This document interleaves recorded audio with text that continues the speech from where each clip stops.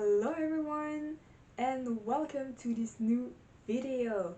It's been a while since my last video, but a lot happened in my life. I moved from my childhood house. I was very busy, had to pack everything and moved and get used to living in a new house with new people because we are living with my father's girlfriend and her children, so it was pretty hard to get used to it. And I started a new year in college and I was very very busy, but I finally found the time to record a new video and I bought a new camera, so I'm very happy. And yeah, so what's better to come back than a review on a book that I absolutely loved? And that book is Our Violent Ends by Chloe Gong. I will try to do the review without spoilers, but I probably will be spoiling the first book, which is These Violent Delights, because I don't really know how to talk about that book without talking about the first one. So for this book there won't be spoilers until a certain time code, but I will tell you when the spoilers will begin, so you don't have to worry until then. But I will have to talk about the first book to talk about this one. But if you're watching this video, you either don't care about spoilers or you already read the first one, so I think it's gonna be okay. Anyway, so that book was amazing. I actually started it in June of last year, so it's been a while, but I loved it a lot. And the reason why it took me so much time to read was because I did not wanted to finish it. And I finally finished it this week and I almost cried. I did not cry, but almost, and I loved it. So These Violent Delights is part of my favorite books ever, and so I was very excited for this one, and I rated it 5.5 stars, which I never gave to any books before. I love the universe a lot, I love the characters, I love their relationship, I love everything about it, honestly. I love Chloe Gong's writing. She is amazing. This woman is incredible, and I loved every single page of the book. I was hooked. I was like, the book got me screaming, giggling, gasping. I was very much into it, and honestly I was reading and sometimes I would look at the number on the page and it would just like go up by 20 or 30 and in what felt like a second, a minute. So I was very into it. I loved it so much. I think I liked it a bit more than the first one, but that's just because the first one was more into setting the world and the mystery around the madness and the insects and all, and this one is more into the romance and the interaction between the characters. But yeah, it was amazing and the cover looks amazing. Honestly, the only thing that I don't like about the book is the color of the hardcover, but we don't even see it because it's covered by the jacket, but that's something. Anyway, I think we're gonna switch to the spoilers part because I honestly don't really know how to talk about that book without spoilers. So if you do not want to see and hear spoilers, you can go to this time code to go to the conclusion of the video. So now that we are only between people who either read the book or don't care about spoilers, I can talk in more depth about the book. First of all, I am so happy that when I finally got to the part when Marshall and Benedict kissed and confessed to each other. I was only waiting for that moment to arrive. Ever since the first book, I was like, okay, they are very much in love, and I cannot wait to see how it's gonna happen, how it's gonna unfold, how they're gonna confess to each other, and I wanted to see more of them together.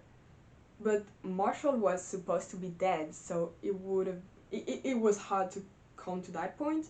But I loved that little part. I think it was near the beginning of the book when we had Benedict's point of view, and he was absolutely destroyed by Marshall's death. And I was like, "Ugh, they're also gay, just like me for real." And when at the end they were running away, and Benedict was like, "I am not living without him." I was screaming, and when he finally got to him, and they were like kind of arguing, and Marshall was like, why do you want me to come with you so bad?" And Benedict was like, "Because I love you." And then they kissed, and I was like, wow, damn, I love them so much. And I even started writing a fan fiction about them. I'm gonna upload it on Archive of Our Own as soon as it's finished. So if you want to read it, I will link my profile in the description box. I don't really remember everything perfectly because as I said earlier, I started the book in June 2022 and it is November 2023, almost December. So I don't really remember everything perfectly, but I remember overall what happened. The end of the book was incredible when from the moment where they decided to run away together. It was incredible. When they were like waiting for Benedict and Marshall near the end, and Juliet went to see that guy who was supposed to help them escape, and I was like, it's very suspicious that it goes so smoothly. And when the guy was like, drop your weapons in the water, I was very suspicious of him, and I was like, something's gonna go wrong, and it did. Something went wrong, and they were both captured and blah blah blah, and then everything happened. I think I am quite dumb because I don't know what I was expecting from a Romeo and Juliet retelling, because when they died, I was like, no way they died. It is a Romeo and Juliet retelling. Of course they would die at the end. I don't know, maybe I had hope in me. They died, and in the epilogue it says that they did not found the bodies. And the thing with Alyssa, when she saw like the two people on a boat, and she was like, it looked familiar, like the shadows look familiar and stuff. So it was kind of an open ending, and I don't really like open endings, but like in my head they are dead, and maybe I'm like, in my head they're dead, and she's like kind of hallucinating and hoping that they're alive, because I mean it's her brother, and she's young, so she's like maybe trying to convince herself that that person was him, and the other person was Juliet, and that she's trying to convince herself that they are not dead, but in reality they are. I don't know, maybe I am biased, and maybe if it was another book I would not like it, but it's Our Violet End, so I still like it, so I'm probably biased, but I still like the ending, and I like to think that they're dead. What I love about the love stories about this book, both Roma and Juliet and Benedict and Marshall, is that they feel their love for each other so much, so strongly and deeply, and the way that it's described is absolutely amazing to me. It's poetic and it's so strong that it's like if if one of them lose the other, then they wouldn't know how to live and what to do with themselves. And I just love that. Yeah, like, you know, I love when it's dramatic and over the top and just they are like nothing without each other, and it's what I love the most about the romance in this book. Oh yes, it was so intense when, you know, like when Benedict and Roma were talking to each other and they were talking about Marshall and his death. And Benedict was like so broken because, I mean, of course they are in love. And Roma was like not really understanding it, and he was like, why are you like, I get that you're sad, but to this point. And Benedict was just like, I loved him. Like, he broke down and he was like, I loved him. And then he asked Roma to kill Juliet because she killed Marshall. And like seeing Benedict so broken made me sad, but at the same time it made me like smiling because I was like, they're so in love. Like, I knew he wasn't dead, and I knew that they would see each other again later, but like seeing him breaking down and screaming and being like so in love with him and thinking he was dead made me very giddy and smiling. Oh yes, oh my fucking god, when they got married. Stop me before I cry and scream and start a storm, because that was, I cannot even express what I felt during that part of the book. It was so intense, and like when they said their vows, he said, to have and hold you until, and then he paused, and then after that he was like, no, scratch that, to have and to hold, where even death cannot part us, in this life and the next, for however long our souls remain, mine will always find yours. Those are my vows to you. Excuse me, sir? He is setting the bar so high. My standards just went so much higher after I read that. I was like, I'm still not over that part of the book. I never will be, I think. It was so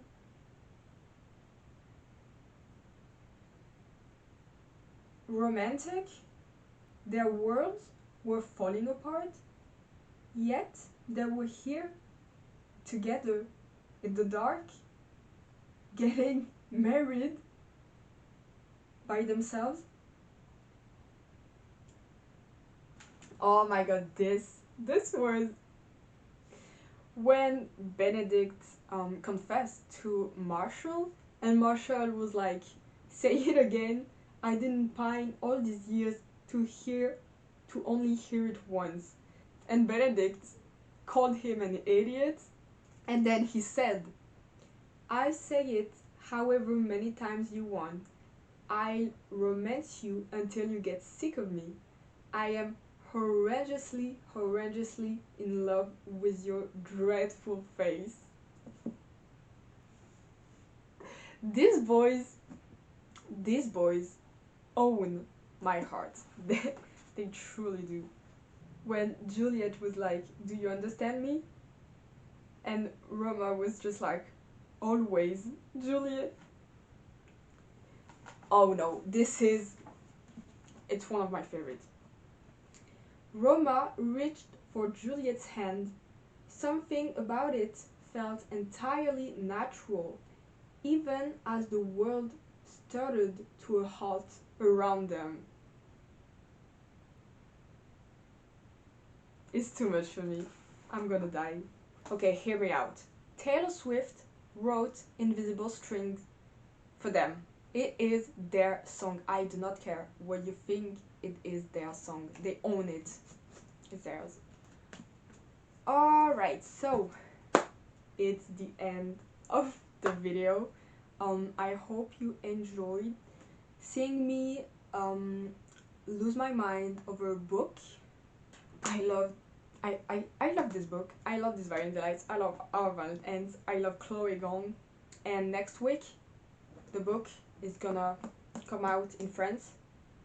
I'm not gonna read it in French because why would I? But the collector edition, I will buy it. I will.